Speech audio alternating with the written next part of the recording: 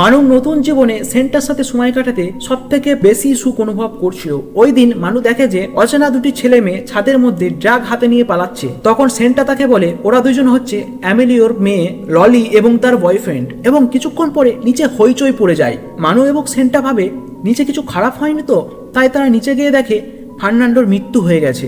এজন্য সবাই খুবই দুঃখ পায় এবং সব থেকে বেশি দুঃখ পায় বেয়াট্রিস। এবং বেয়াট্রিস বলে অজান্তেই সে ওপর থেকে নিচে পড়ে যায় এবং তার মৃত্যু ঘটে। হুয়ান এবং অ্যামেলিও এটি জানতে পেরে তাড়াতাড়ি তারা ফার্নান্ডোর ফ্ল্যাটে চলে আসে এবং অ্যামেলিও ফার্নান্ডোর গায়ে হাত দিয়ে বুঝতে পারে যে তার হার্ট অ্যাটাক করেছে এবং অ্যামেলিও একজন ডাক্তার, তাই সে ফার্নান্ডোকে বাঁচিয়ে নেয়। এরপর থেকেই মানু অ্যামেলিওদের ফ্ল্যাটে থাকতে শুরু করে এবং অ্যামেলিওর বোন মার্গারিটা মানুকে পড়াতে শুরু করে। একদিন মানুর ড্যাডের ফোন আসে এবং মানুর ড্যাড তাকে বলে আমি এখন ইটালিতে থাকি। মানু তার ড্যাড অ্যান্টোনিওকে বলে যে মার্গারিটা তাকে সবসময় বিরক্ত করতে থাকে।